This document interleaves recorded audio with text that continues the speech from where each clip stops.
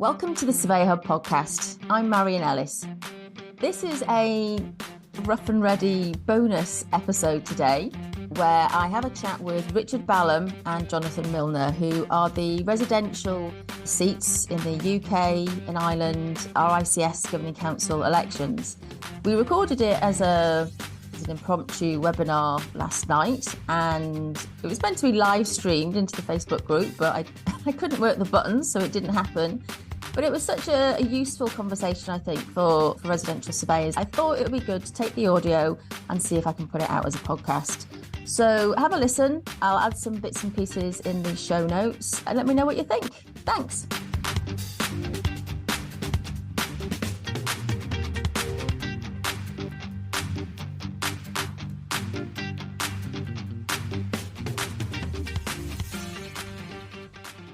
So, hello, Jonathan and Richard, and apologies for everybody watching on replay, because I was supposed to live stream this into the Facebook group, and obviously I can't get the setting to work, me and my tech, but there we go. So we've got it recorded and we'll upload it and you can all watch it afterwards.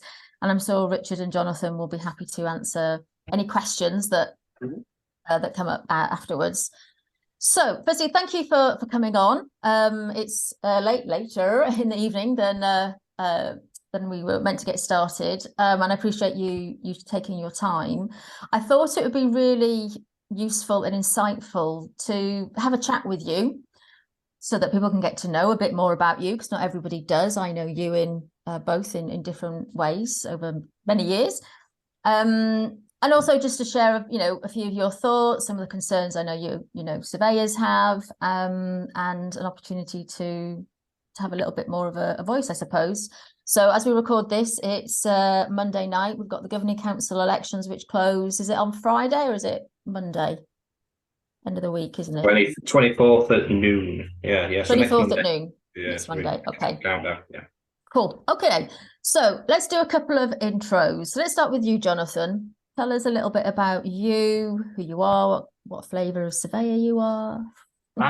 So I'm residential survey evaluation. Do you want me to go back to day dot? No, because we haven't got a million hours. All right. Give us the short version. Currently technical and development surveyor for a small but growing firm of surveyors. We do value survey only stuff around the country. So at the moment I'm still on the ladders doing the odd survey, but also training out with surveyors, training them up, auditing, CPD, policies, procedures, and then everything that gets involved with a business that's growing, really, as well as I currently sit on the Governing Council under the Residential Global Strategy seat. So I'm up for election again because we abolished the seat under the Bishard Review, and I've studied the ladder, and now I want to climb it a little bit to see how we can benefit for members. So that's why I'm sitting for an extra term. Yeah, and I was on Governing Council. I think I came off just as you came on. I think a bit of an overlap of a month or two, something like that. Yeah. And yeah, so for anybody who has no idea, you need to go and read all about the Levitt report, Bishard report, some of the changes that have been made, and you'll sort of get up to speed. But effectively, there's a new world, a new structure happening, and it's taken a little bit of time, I think, to get sorted and to start moving. Hopefully this year we'll see more things happen and we can talk about that. But super, thank you for coming on. And Richard. Yeah, a broadly similar background to Jonathan. I'm a residential surveyor through and through. I'm currently working for a firm that panels out survey and private valuation work all over the country. Like Jonathan, I'm still out on the ladders most days doing surveys because it's simply what I've done for the last 20 odd years and thoroughly enjoy doing it. I started off with this Governing Council process actually by looking at the Diversity and Inclusion Board when those jobs became available. Partly because I thought it was really important, but also because I wanted to do something with the RCS to help. And when I read the job spec and the person specification, I read that and thought, that is not me. And it's too important a job to cock up by just by just putting the application in for the sake of it. So I filed this all in the bin, and then the governing council stuff positions came up, and thought, do you know what? This is something I want to do to put back into the RICS. So I've been a member for all my working life as a surveyor, and having seen the mess that led to Levitt and then the need for the Beast Shard review, the governing council now did a brilliant job beginning the work to start fixing things, and want to be part of that, making it better for members. And we know each other because many moons ago, we both worked for the same firm, countrywide, 10, 15 years ago, something like that, might have been. Yeah, we just hang about, see you and I see you, like we all, like we all do. And you're right, it's interesting because I was on governing council and I didn't know what I was letting myself in for. And that was a horrible and an amazing life experience at the same time. It's the kind of thing that, you sign up for these effectively volunteer, trustee, committee type roles, and then the worst happens, and you get involved in and those things. And so whilst that was difficult, it was actually, from a career point of view, really, really interesting, because I'd never seen, a global view, if you like, of the RICS. It was always, just from a very slim sector. So that was really, really enlightening. So it must be interesting for you both, having seen the fallout, if you like, on the other side, and then coming into it now that things are starting to move. Had you applied for, either of you, any other types of roles within RICS, on boards, panels, committees, anything like that? I mean, Richard, you mentioned the DI board, but have you ever got involved in any other way?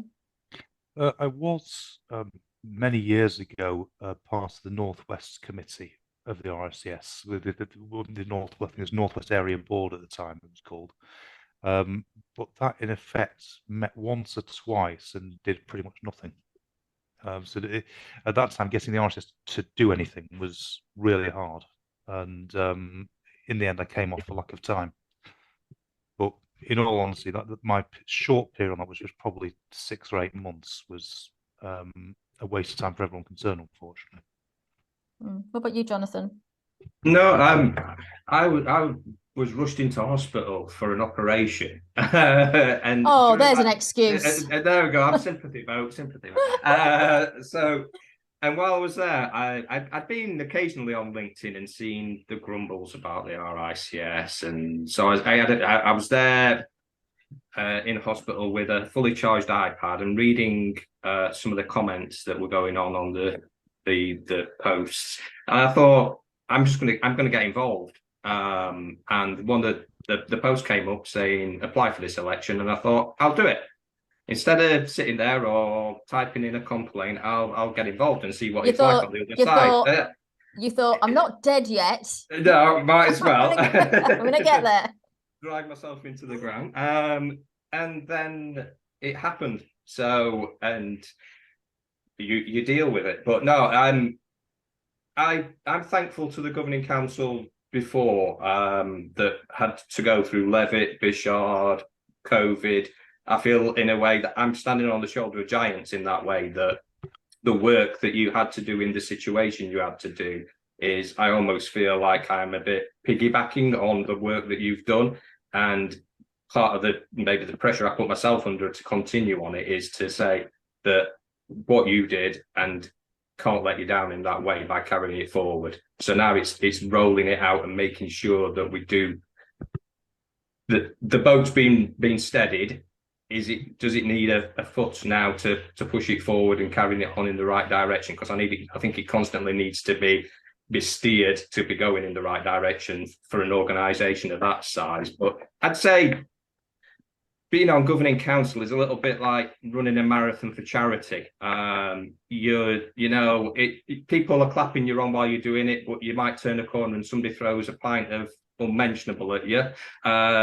And at the end of it, you're going to be knackered and you're going to have sore feet. But you're doing it for other people. You're doing it. Yeah.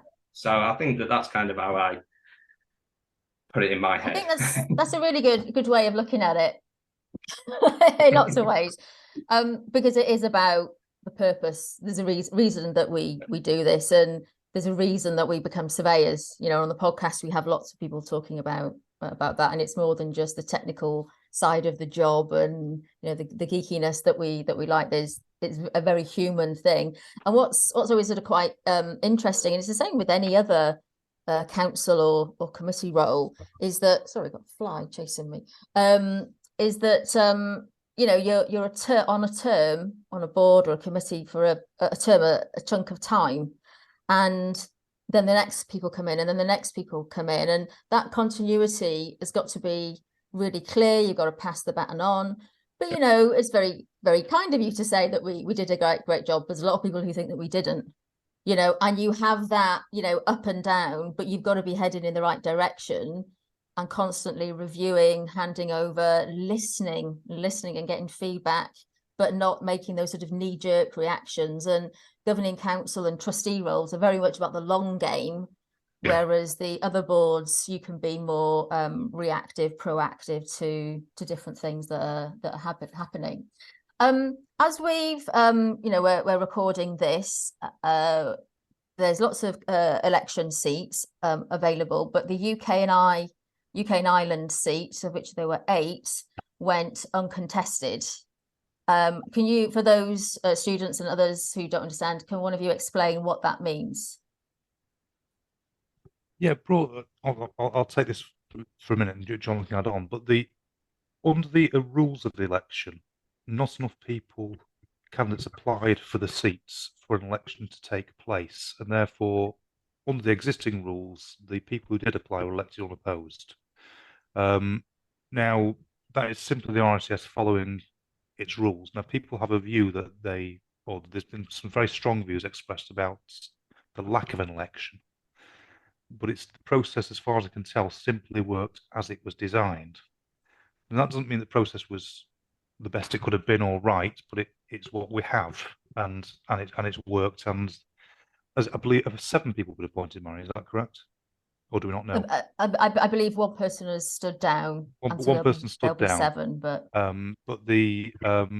which again was a very principled stand. I understand why that member's taken that decision. I think it's because he decided he didn't want to be appointed in that way. And it's just a shame in some respects that one thing that came out of Beeshard was a rebalancing of governing council towards UK and Ireland, because there'd been a feeling from the membership for a long time that we had this global agenda and very little UK representation from what was mainly UK-based organisation. And that having put the extra seats on governing council for UK and Ireland, I was quite surprised that they didn't have enough applications to go ahead. And it's just a shame. I'm not sure what we can learn from it. I think perhaps the rules need looking at to see whether, because they clearly haven't worked as the members, or some members who are expressing a strong view have liked. And I'm not quite sure what the answer is. Yeah, it's an interesting one, isn't it? Before I chip in and give my views. What were you, Jonathan? Any thoughts on it? And actually, you know, I know both of you got together and had a chat, and you've put a post out to say that actually we're going to go ahead and go for the residential seat. And I was quite pleased about that. You know, not so much whether you went for it or not, but you talked and agreed, actually, for the sake of the residential surveyors and the seat that this represents, this is what we think is the best thing to do. And you got on with it and made a decision. So I'm pleased actually that you did that. Yeah, transparency and communication, which are the main things that is what I want from the RICS, is being transparent in how they do things and communicate. I think that's what members really want to be told is, can I do this? And if not, why can't I do it? And if we relay that to members, then I think that's part of the battle. So there's 1 seat for every 10,000 members. So there was to be the eight seats. As Richard said, a principled person that's withdrawn. We're now having to go forward. We need watchmen watching the watchmen. In that way, we need a non-executive function. And the reason why me and Richard, we spoke about it, we put out our joint statement, which I think was the right thing to do. we wanted to give members a choice. It's two people. Would I rather it be 5 people? Yeah, but or 10 people even. I think it was right that we gave people an option that they get to choose someone who is in that seat. But as a non-executive function, the governing council has to be there to watch over and to question and to ask the difficult questions of why we're doing what we're doing for members. So ultimately, I think that the thing is it's for members why we're standing. We may be criticised by some for doing what we've done, but I think it's across the board, all of the membership that we need to be representing. And I guess there's two sides to it, isn't it? There's the, as you say, the rules. The rules, are they the right rules in place? And everybody knows I've got a thing about the rules at RICS across the board. But if you don't have a governing council, you don't have an RICS. And, when you start to look at how RICS is set up, and it's, the most unusual of organisations as part business, part membership, but it has a royal charter with bylaws, it reports to Privy Council. And so it can't be as reactive as it should. And therefore, it needs to plan ahead. It needs to think about disaster recovery plan, if you like, of what if nobody wants to stand for governing council, and put that into the plan. I have no feeling either way over making a stand to go ahead or not. I think they're both right. It's just a very difficult situation.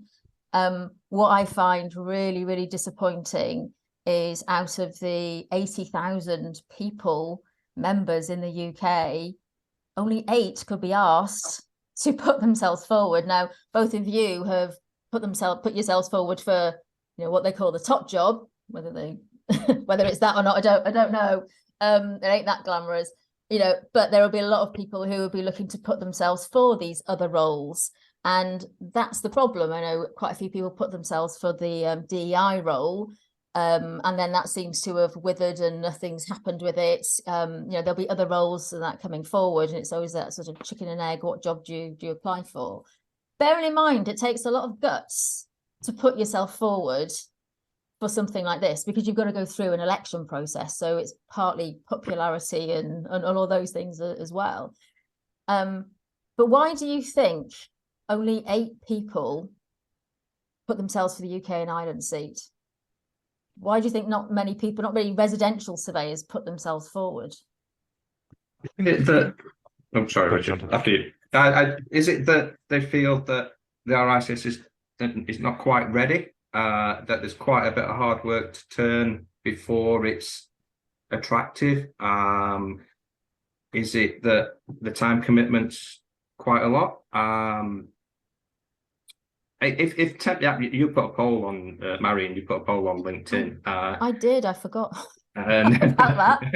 If 10% of those people that had voted on that poll had stood, we would have competition in the UK and Ireland. So they've sat for those seats. We would have had more involvement. So I think it's transferring that people have opinions. It's transferring it from opinions to action. And what is it that blocks them from that commitment now? Is it the time commitment that's involved? Is it the putting your head above the parapet that then you're going to get? I don't think it is. I don't think it is. So in the poll, we had, this isn't scientific by any means. We had 264 people vote. 67% said no, it shouldn't go ahead. But 15% found a solution, and mostly that was get it sorted. Then the first job you get in, and the first job you do is sort it out, and as the action. And then those who said yes, 18% were it's got to go ahead. You don't have an RICS without a governing council. But this isn't stats and science here. We did run a similar poll in the Facebook group, and it was about 50-50 roughly, whether it should or not. So it all depends on who you ask, who's going to moan or not. For me, I think the reason it didn't or hasn't gone ahead, or rather people haven't stepped up, and is that why would you? You know, it's not about putting your head above the parapet. It's not about the time commitment, because people have done all of that before and we can do some of those hard things.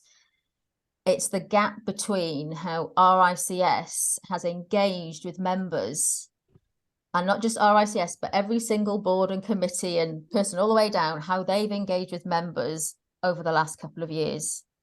And there's been very few visible surveyors. There's been very little encouragement. You know, it's like some people have been paralyzed waiting for Bishard's report to see what's happening. You know, there's been very little human encouragement to say, you know, put yourself forward, or yes, you can do this, and here's the experience. It's been quite flat. And I think it's that, coupled then with some of the disappointments that people feel in terms of, particularly on the residential side, how we feel about the quality of home surveys, home survey standard, governance, action being taken. And more people have been more personally affected by that as they've seen different situations. But I think that engagement piece is quite key. I don't know, Richard, have you got any thoughts? Yeah, I think it's a bit even deeper than that in terms of engagement. Just to draw a parallel without being party political at all, things are very much like trade unions. My dad, when he started to work in 1959, joined the union because it was, in those days you had the closed shop, and for the benefits of younger people who've never heard of it, in order to do certain jobs you had to be a member of a particular union, otherwise you weren't even allowed in the building. And that situation persisted well through most of his working life, even after it had been banned, because these things just carried on. And whenever we went to union branch meetings where you had to go and pay your dues, you had a line of people, all men in those days, turning up to pay the dues and disappearing, with just a very tiny number of people who are actually interested in the business of the union. And those people ended up being, so without being party political, but ended up being hard left activists. So you had a leadership that was completely detached from the membership. And I think pre-Levitt, that's pretty much what happened to the RICS. Not in any political sense, but we've just completely lost touch. So I can see people looking in despair, thinking, "Why do I bother?" You know, and I'm bear in paying mind, to work, and that's it. You know, it's the and bear in mind, Richard, you know, we've all gone through a global pandemic where life has changed. You know, yes, we've gone through the whole Levitt inquiry and everything, and that's quite emotional for a lot of us. It was hard for us to become RICS members and chartered. You know, we've got to look at we've got Brexit here in the UK.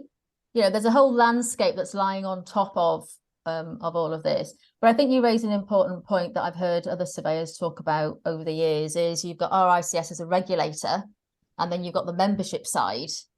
And it's like, you know, it's like being the boss of a team, but I want to be your friend at the same time. And it's like you have that push me, pull me conflict. It's not a conflict, you know, situation. And that gets quite confusing over, well, you know, am I your mate? We're all in this together. But all of a sudden I'm not, and you're regulating me. And maybe, I don't know, maybe it's a case that's as far as it has gone, you know, after 154 years or whatever it is now. And maybe that's a time for a refresh. We had a couple of questions come up in the hub earlier on, and that was one of them, is, you know, how do we feel about this sort of regulation part on the member side? And so I'd be interested in your thoughts on that. You know, I mean, how do we engage local members? I think with the regional boards, with the new members, they've been repopulated recently. Quite a few of them are going. They're trying to get more involvement. I think the decentralisation, the local boards and local events being able to hold on to more of the income that they generate.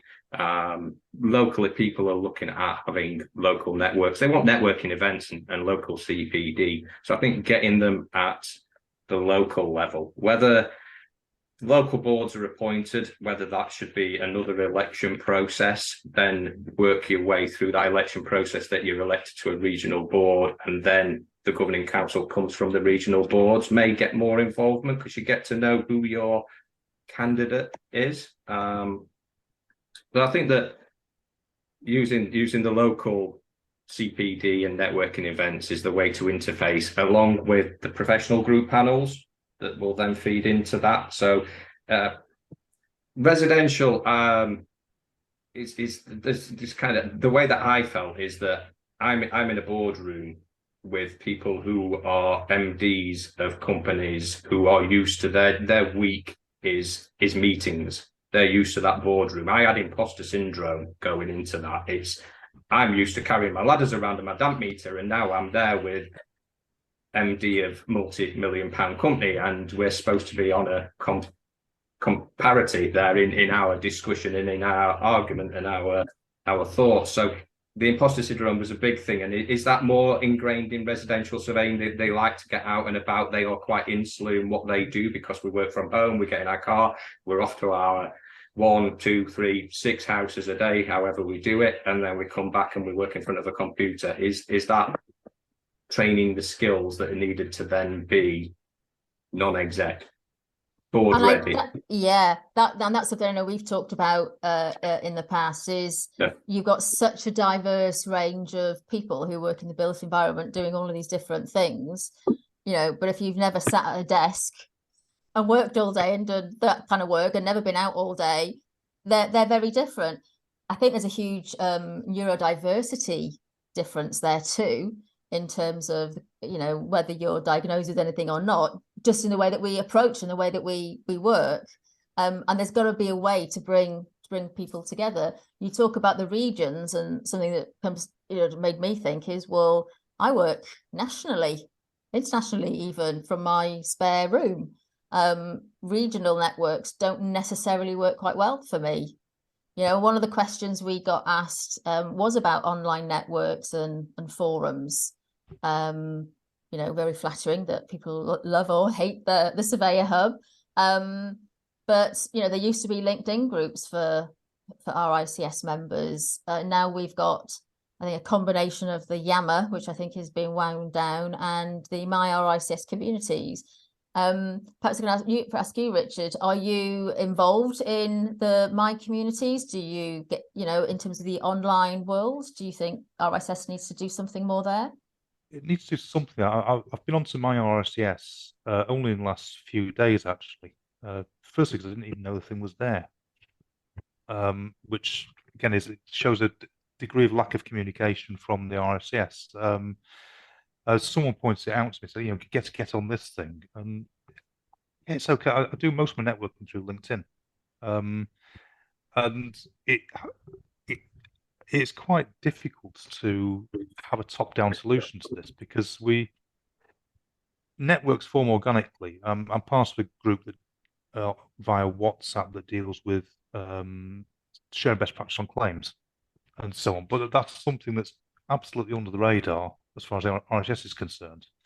And I think there's been a big fear of giving something the official imprints, because it might be deemed as official advice, and actually just surveyors talking to one another. And that's where the Surveyor Hub came from. Is not trying to teach you anything, bad habits maybe, not trying to teach you anything, but sometimes it's just nice to have a chat, laugh about something you've seen or done.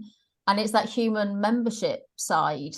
We had one of our most engaged posts at the start was to do with this fat cat that was sat on a sofa, and people making jokes about it. But you can't see a regulator, a professional membership body, doing that. And arguably, should they do that? Is that right for them to do that? Clearly, it's not professional, but it doesn't mean it's unprofessional. For me, it comes back to empowering members and saying, members, you manage your budget and sort out your regional group. You set up an online forum and manage it, because you can, to quote Kevin Costa, you can build it and he will come. Field of Dreams for those youngsters who have no idea who that is. And you can build all the tech you like, but nobody's going to use it if they don't know where it is and it's not engaging enough. And there's got to be a reason and a purpose. Jonathan, have you got any thoughts on that? I think a certain amount of it needs to be left to the free market as well. With what you've done with the hub is a great platform especially for students. If the RICS were to come along now and say, you've done a great platform here, we're just going to copy it but put an RICS brand on it, I don't think that would be well received. And I think that as students, would they go onto an official RICS platform and post, I've seen this crack here, I don't know what to make of it? If they were going through their APC, would they be like, I'm potentially compromising people thinking of my competency here? Yeah, so, Jonathan, they worry about it. Lots of surveyors worry about it in the Surveyor Hub, which is why we have the anonymous function. Yeah. You know, and the admins do a great job of taking some of them off and helping people, or signposting that most of the hub don't see. We do an awful lot of that because we recognise it's difficult, but we're not there to give advice. It's information, not advice.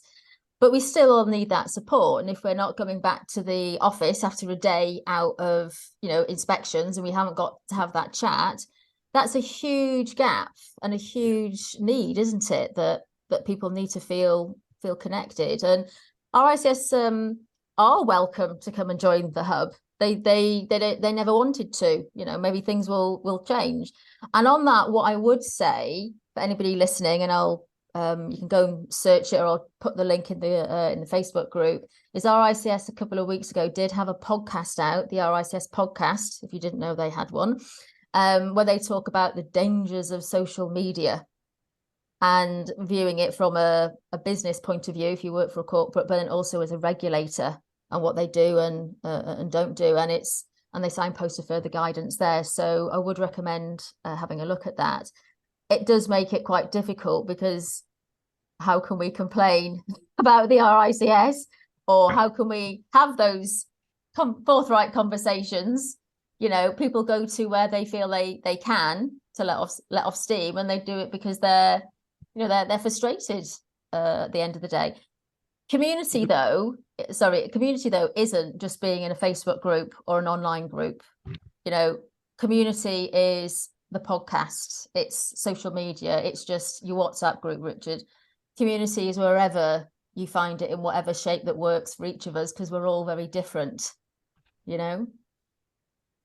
Yeah, I think where the RICS could use technology better is in the communication side of it. It would be great if you could just WhatsApp the RICS saying, I've got a problem with my subs this year, can somebody contact me? And it was directed that, instead of spending absolute hours trying to find out who it is that you speak to and actually get through to them. I think that from the comms, the messaging side of it, that should be an easy way to communicate, because that's the main problem that I come up against is finding out who to speak to. And I'm a member of GC, so you would think that it would be, I would have the name of the person to talk to, and it's time consuming. So I can fully appreciate what the average members go through to get to where they need to get to. Can I ask you both? You both work for larger firms, and one of the criticisms, probably from me, has been in the past that we need to have diverse working groups, committees, boards, you know, all of that. And that's not just in terms of colour and gender. It's that cognitive diversity of age, you know, from the youngsters coming in, newbies, whatever stage, people at the other end still feeling useful and relevant, but also then size of business, class, background. You know, not everybody went to a public school. Some of us, you know, can't afford a property, even though we're working in residential, we're still renting.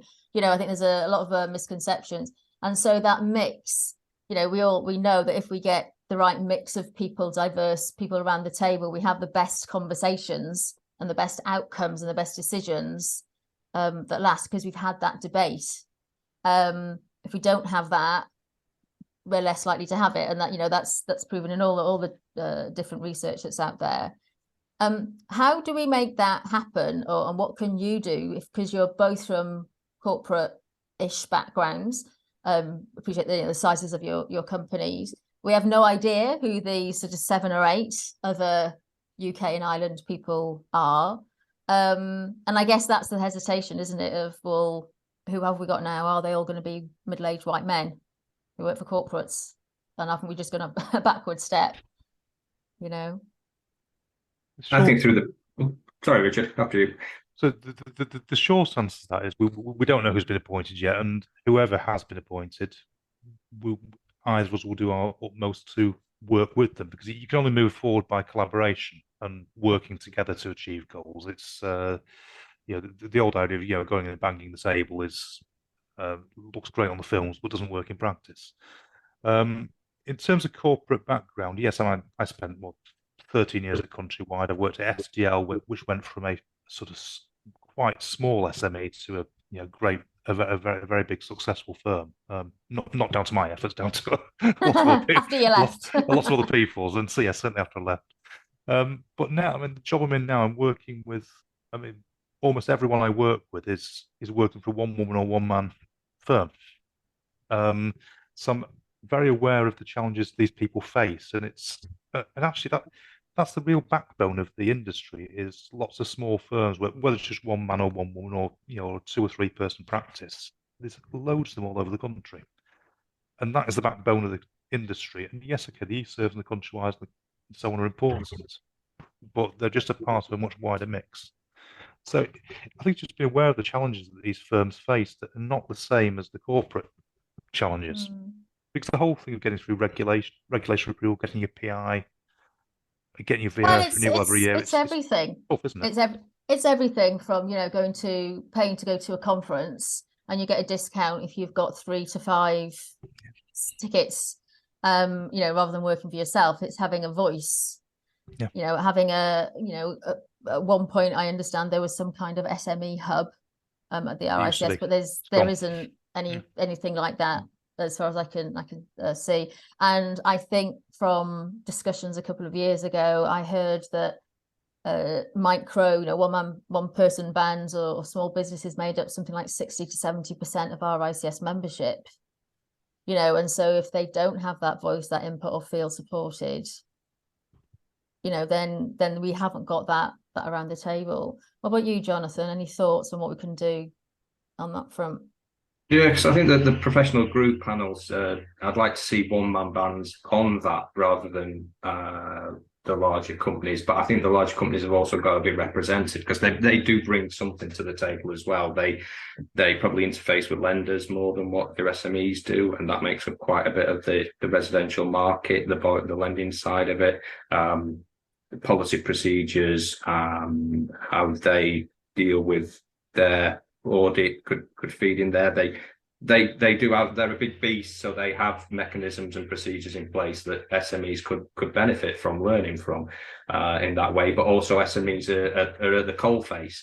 They are out there doing business development as well as doing surveying, so no one's putting food on their table apart from themselves. So they can learn from the how they are inventive as well. They can move quicker than what the corporates can, because they're probably looking at share price rather than fee.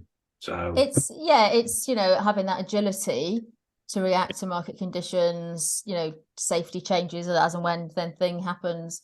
One thing that does concern me, and I know many of the Surveyor Hub members, is the home survey standard. Now today, and again, I'll pop a link in, so there should be a recording available. I attended a home survey standard webinar that RICS ran. It was 1 hour's free formal CPD, so go and get it. And they were talking about energy efficiency. And so there's a couple of things. Their next review of it is going to start in 2024, issued probably 2025. So that's 5 years. 5 years since it was first introduced. There was a bit of delay with it coming out before the pandemic, but that didn't help. 5 years is a long time in terms of energy efficiency, and given that we're in a climate crisis. In terms of the working group that was originally on it, that was arguably heavily weighted to one side, corporate side. But also for me, that should be a live, active, proactive group. We've got the standard out, but how are we testing that is the right standard? And it comes back to the rules that we talked about before. Just because we've got the rules and the standard there, how do we know they're the right rules if we're not tracking complaints and claims and surveyor quality? And just because you haven't got a claim doesn't mean you're any good. That's just luck that no one's taking it forward. So That then leads into, you know, the regulation side of things. But I know it's something that surveyors really worried about. You know, we've got this standard, they're minimum standards. They could be seen to benefit corporates rather than SMEs. I mean, what do you want to bring to, given this is a residential seat, and this is not the knowledge and practice group. There'll be a residential group there set up, but what do you think needs to happen in terms of looking at that in terms of the standard? And there's a thing, you know, I'm not saying that anyone's done anything wrong. It's just where it is now. It needs to move on. But there's the quality. You know, we've got surveyors who are, not qualified or experienced enough doing level 3s. They're minimum standards at the end of the day. Doesn't seem to be any regulatory audit or accountability. You know, just some thoughts on what you're going to do to sort it all out. Let's start with Richard. I think it does start with regulation, because at the moment, as you're aware, under the Home Survey standards, if your report does not involve evaluation, there's no requirement for an audit facility. If I wanted to be a crook, I could go out and do 4 really bad level 2s a day and make an absolute fortune. And the only thing that would catch me is customer complaints. So we've got to start somewhere by trying to find a way of making it compulsory to have some of your work audited, however that's done, even if it's a very light touch and swapping it with a firm down the road or doing something. And it doesn't have to be, it doesn't have to be RICS who does it. You know, there are firms out there that vet reports and audit reports, but it puts the onus on that there's at least a standard. So that's an element. But then I guess the Home Survey standard is going to be something you can measure against. And it's very, very confusing. It is hard, but you can start off with the basic structure of the reports, which is description, condition, advice. You know, does it follow some sort of logical structure that a reasonable reader can follow, or is it just a jumble of standard paragraphs? Because I love technology. I've been using surveying technology for much of my career, and it's used well, it's fantastic. Used badly, I think it's very bad for the customer. And this is the thing that's been getting lost, is the public advantage. Because residential surveying is, I had a friend who transitioned over from commercial surveying to residential. And he said that residential is the hardest job he has ever done in terms of the thought that goes into it. It's also a highest duty of care. Yeah, Mrs. Patel cashing in a pension to buy a bungalow with limited means is probably one of the most vulnerable clients we ever have. And getting our advice wrong can have massive consequences.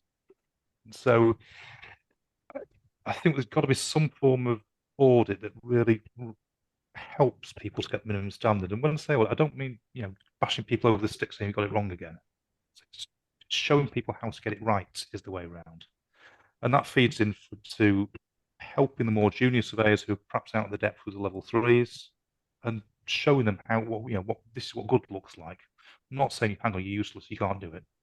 It's got to be showing people what good looks like. And I think that's got to be part of to be regulated firm. I think that's got to be part of the process. Or at least got to make it part of the process.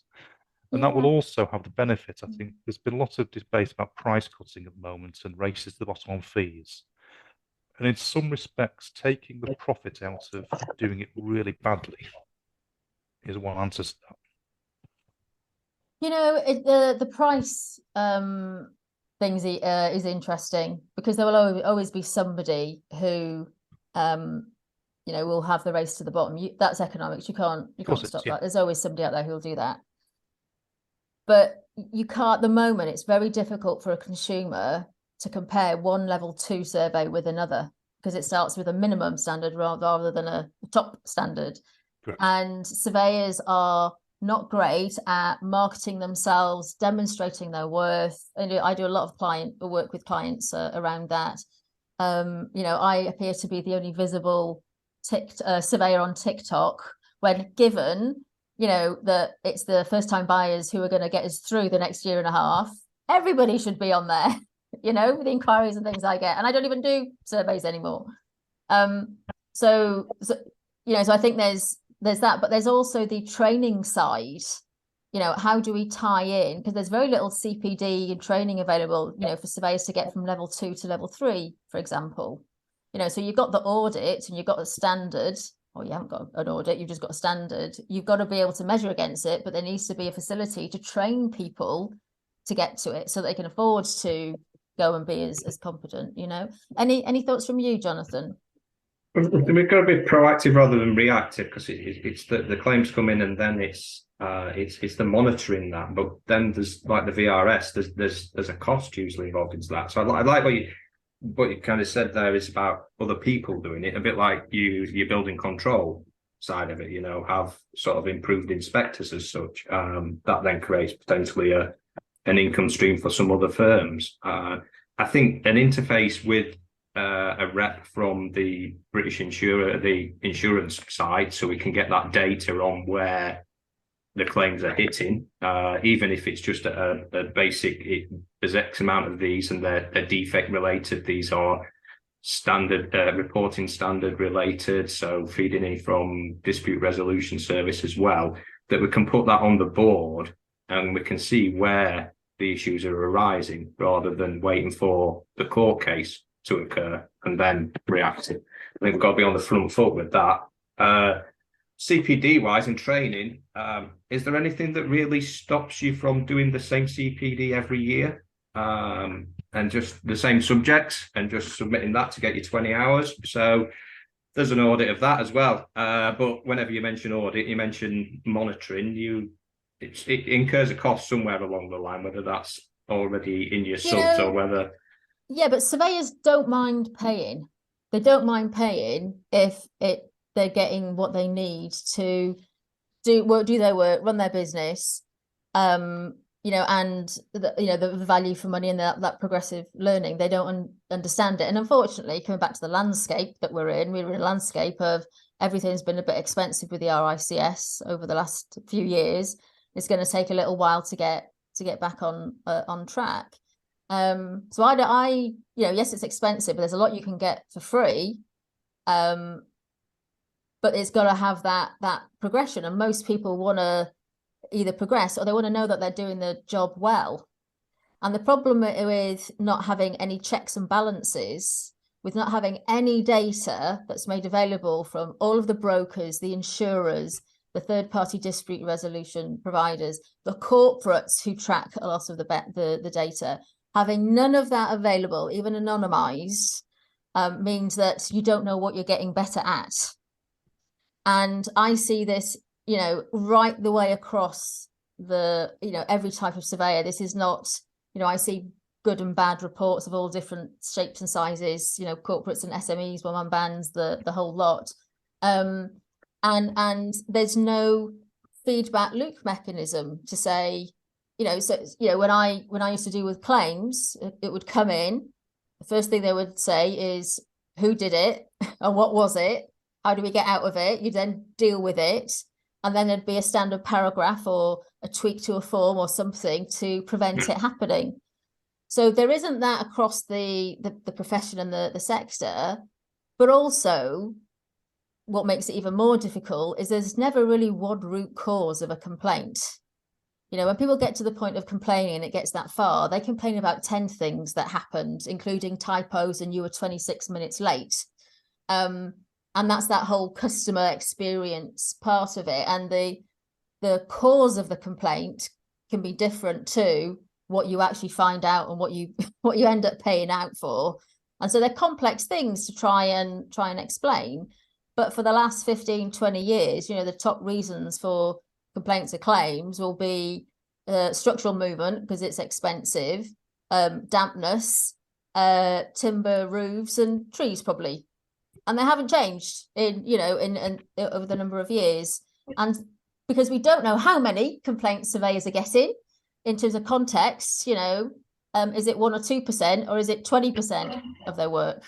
We just don't know. And I think that insight is going to be important. So, because how can you then improve a home survey standard? The other side of that, though, is just like the VRS that you mentioned earlier. I think we're almost at the stage now where we need some form of licensing scheme for home surveys.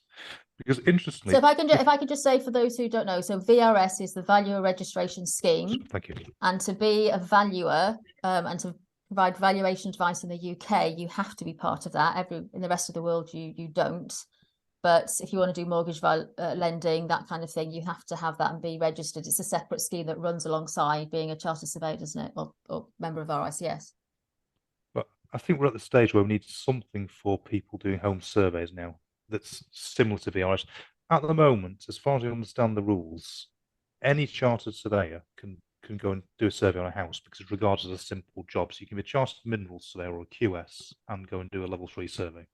And that doesn't mean that you'll do a bad one, but there's no control over who does it. And again, the difficulty, of course, is the minute you start getting a scheme, as Jonathan already pointed out, you start adding costs again. And we already pay a lot for our memberships, so we've got to find a way of doing it. Just following on for that, then, cost, because I know exactly where you're coming from. You don't need, first of all, you don't need to be a member of the RICS to do any kind of home survey. There are other memberships and things that are available, so you can go out and do that. Are either of you familiar with the work of the Home Buying and Selling Group? Yes. Yeah. And so again, I'll write that down. I'll put a link to it in the group. So that's a cross-party group that's been brought together by Kate Faulkner, and she started it. So you've got everything from removal men, lenders, conveyancers, estate agents, surveyors, the whole shebang right the way through, with a view to how can we reduce the time it takes to buy and sell a property. On average, I think it's like 22, 24 weeks at the moment here in the UK. And there's a lot of duplication, copying of, different ID, for example, to go to solicitors and estate agents and everything. And I don't hear a lot of surveying voices in there. I hear, the stage that they're at now is the technology is there, that there is the potential for a mortgage in principle as it's put onto the market.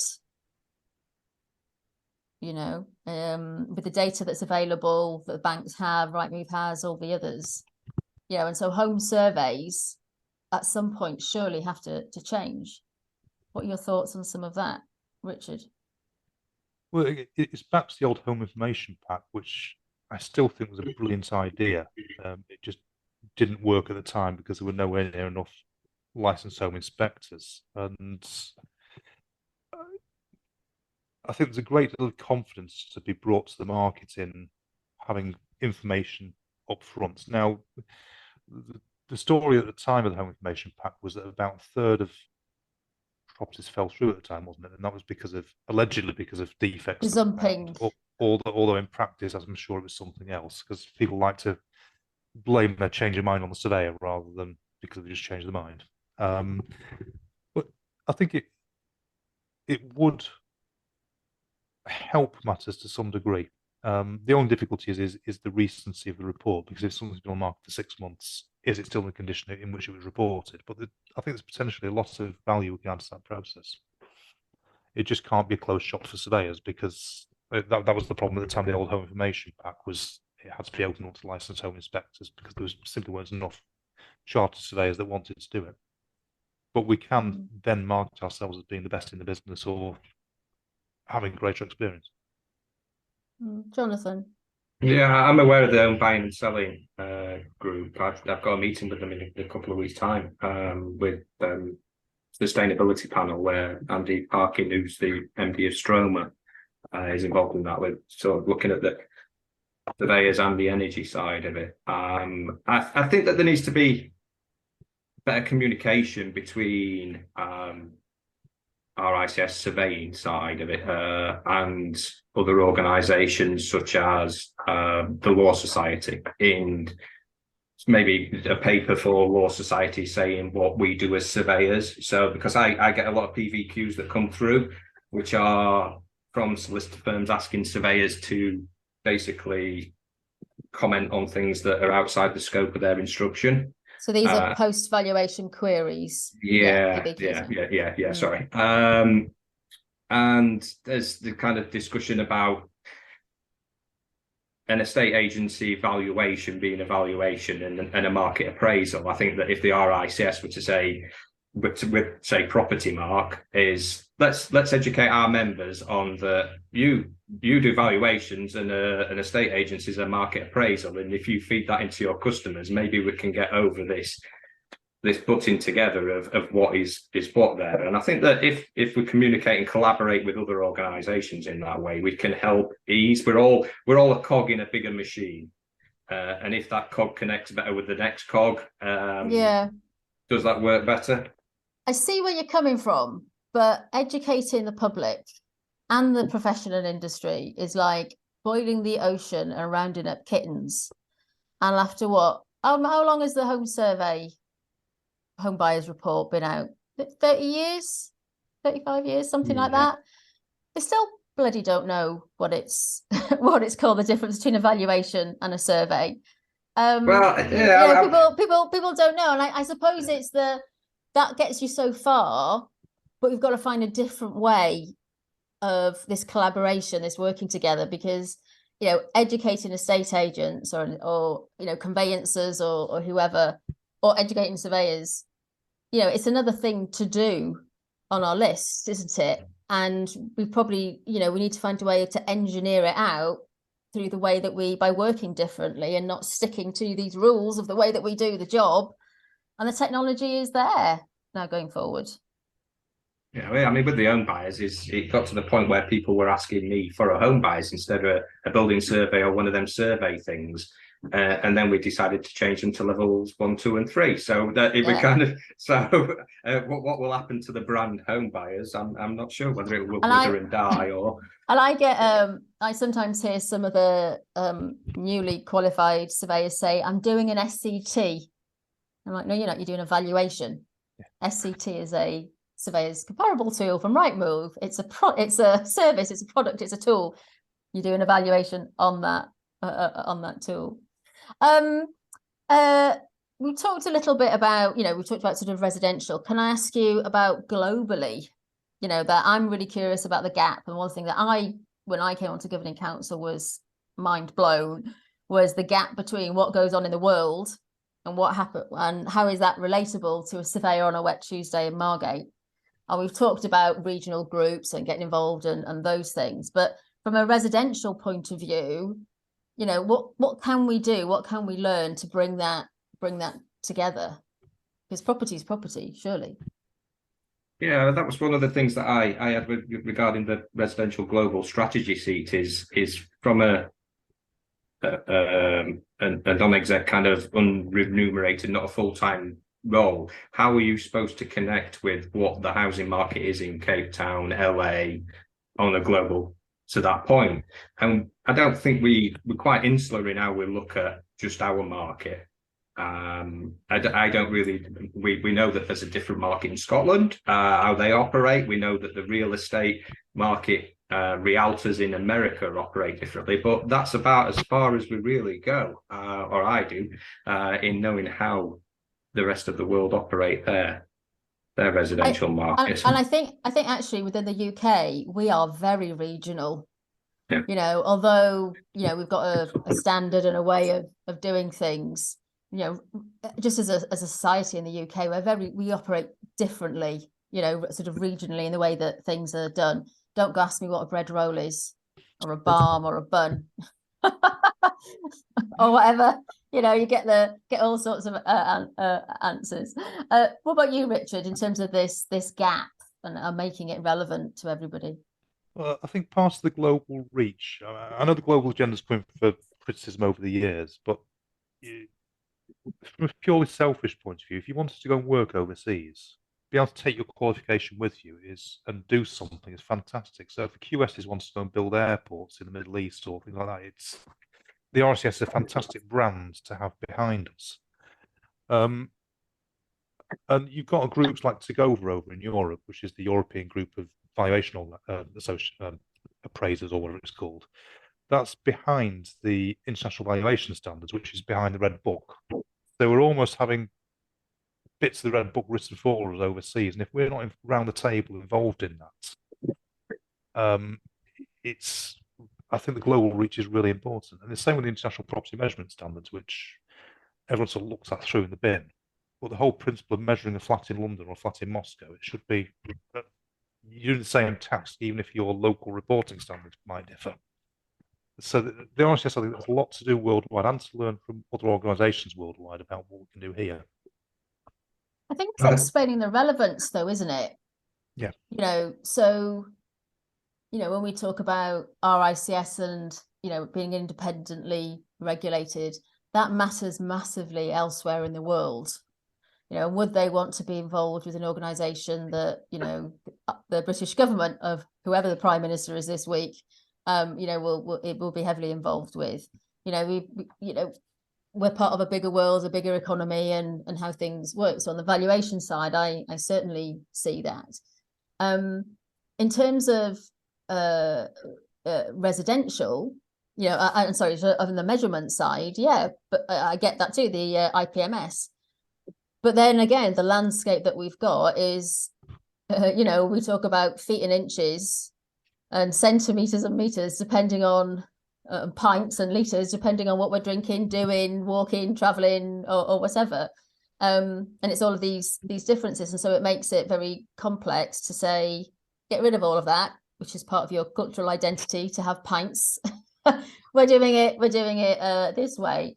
And so maybe the answer is to embrace what we have and to find, you know, it ain't broke, don't fix it, but to try and marry together the learnings that we have elsewhere in the world and the learnings we have regionally in Yorkshire and Cornwall and South London, you know, and what can we do to bring that together? And I don't see that from a UK grassroots, you know, the stories and the things that people are doing. I don't see that happening, but I do see through Modus the odd article telling me about water storage in Bermuda, which is really interesting. But how can we make it relevant, you know, and close that gap? What about you, Jonathan? Well, I think the global agenda is something that attracts people into the profession. Talking about Bermuda, I've got a friend who used to work in Barnsley, and now he's working in Bermuda. So it makes the profession attractive. You can do that. If he didn't have his RICS, he wouldn't have got the job. He wouldn't have had that opportunity. So I think that in attracting people into it is quite a big plus. But also then when you've got a global agenda, it's you've got DEI issues as well. Is that what is societal norm in the UK may not be in other parts of the world. So it's okay dictating this is going to be our DEI procedures and policies here. Is there's a whole mechanism of working out how that works in the other countries around the world. So it's not a straight tick, I don't think. But I think we have to respect regions and individual countries, but also there's a thread of equality control that's got to go through that global agenda, and the control mechanisms that come with that. So yeah. Brand protection as well. There's got to be a certain standard. We've got to be known as that standard within the property industry. So on standards, let me then ask you about the different levels of membership, because levels of membership does not equate to qualification or competency. You know, we might qualify as a chartered or a FRICS or whatever, but that's not the same as the level of experience and qualifications academically that we might have. How do we? Well, what are your feelings on that, particularly on the residential side, and what do you think needs to be done? Let's start with Richard. There's been a lot of talk over the years since RICS came in, and is it nearly 10 years now, Marion? It's got to be getting on for that, hasn't it? Well, I know it's evolved, hasn't it? Because it used to be Tech RICS 20 odd years ago, and it's evolved. Yeah, it was Tech RICS in 2006, 2007 time. So yeah, after that. It's a membership grade. It's been around for a long time, and my experience having worked with RICS surveyors, trained a number of them, and got a lot through their APC, is some brilliant people at whatever stage of life we come to it, because some have come later in life as a career change, and some have come from very different backgrounds. It's one of the things that's really driven the diversity in the profession. And one of the first things I ask myself, especially when you get someone sort of fairly green with a just brand new certificate, is was I any better when I was 28 years old? And the answer is definitely not. So even when you look at the sort of and I happen to be FRICS, but the greenest ASOC RICS who's got a certificate signed today is at parity with me as a member of the institution. And they can stand in front of me, tell me I'm wrong, and we can talk about it in a professional way, because that's the way it works. But I also think we've got a duty as MRICS and FRICS surveyors to reach out a hand and help them up in the profession, as it were, and show them what good looks like, and say, look, you can do something else. And one of the dangers of ASOC RICS, specifically in residential, is it's become a bit of a cul-de-sac in that within 6 months or a year of experience, the earning power is roughly at parity with a chartered surveyor. And to get them to the next level, to get chartered and say, so get your foot behind and say, come on, you've got to do this. It is quite a challenge. And again, holding out some hope, say, look, this getting chartered is worth it. Because to me, it's a stepping stone, not destination. And the only time it's destination, sorry, Marion, is when I think, for someone who's perhaps got into it at, say, age 60 with the view of getting the last 5 years of their working life out of it, I can see the point of staying at ASOC. But for everyone else, I think it's got to be a stepping stone to chartership. And it's our duty to help them through it, not to keep them down. So I think there are things have changed. I think it's gotten very muddied as to, which is on the Antiques Roadshow, they talk about better, best, and better, best, better, best. I can't remember what it is. There's a little test at the end, which is the stepping stones. And that's got quite muddied, I think.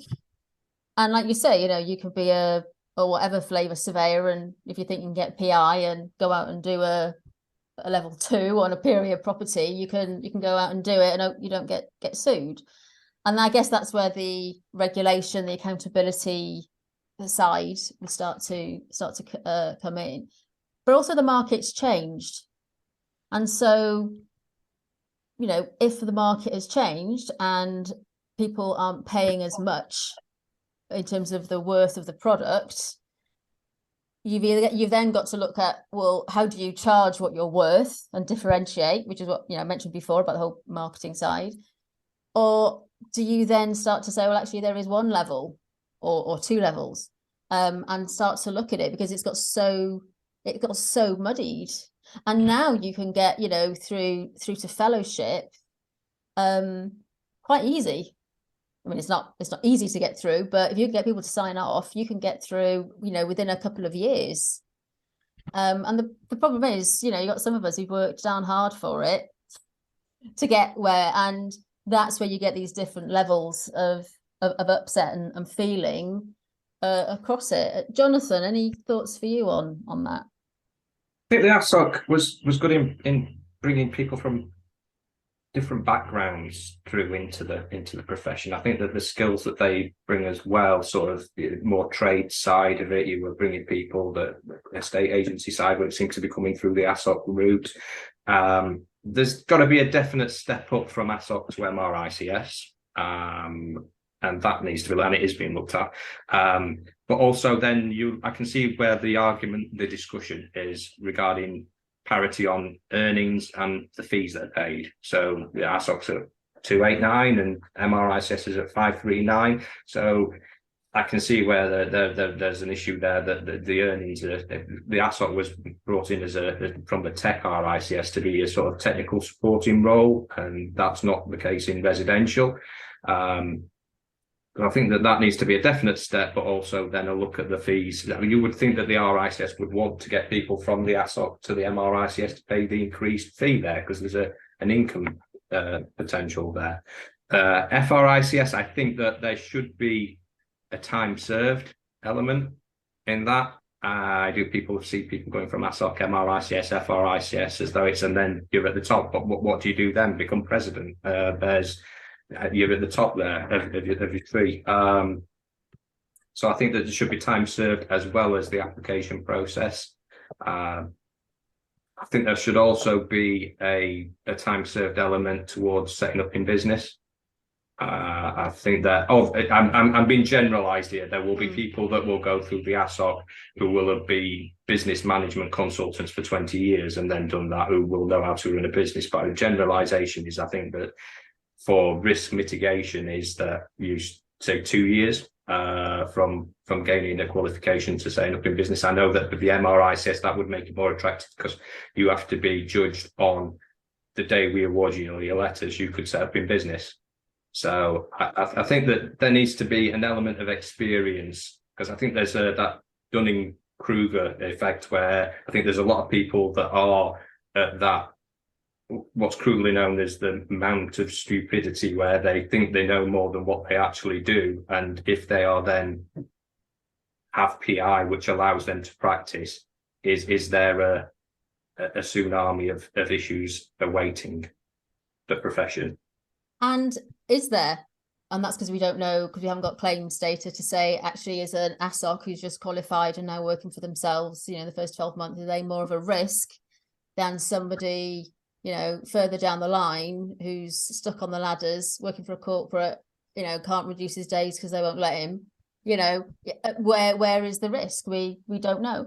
I think support is definitely needed across the board, and the route to get, if you haven't got a degree, the hoops and things that you have to jump through to get from ASOC to MRICS, to get from level 2 to 3, it doesn't exist, and therefore if it wants to happen, then RICS needs to help empower and support others for it to happen, and this is where we start to come round in circles over, this feels like a goddamn mess sometimes.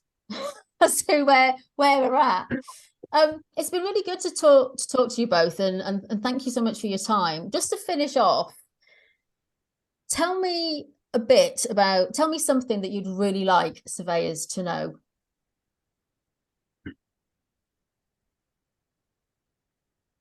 I would say that the RICS has good people, good members of staff that are wanting to progress the institution in the right direction for the benefit of members.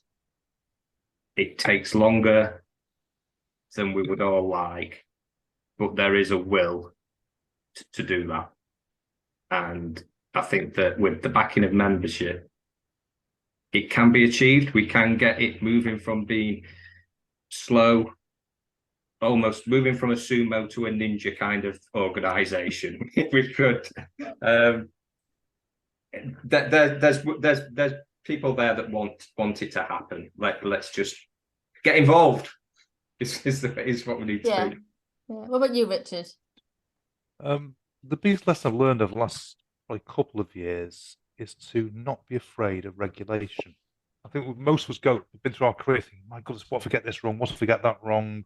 Someone's going to tell me off. And the regulation team, oddly enough, is that it's never nice when someone tells you you need to change something or do something better, but they're actually there to help us. And the rules, you go through a red book, you look at VPS 3.1 and 3.4, the minimum contents of your terms, minimum contents of reports. It's all laid out for us there. It's a boring document, but regulation is something that is there to help us stand out as being people we can trust. And it's right back to the public interest argument, is that if we can do our job in the right way and use our skills in the right way, it's fantastic for everyone. Everyone wins.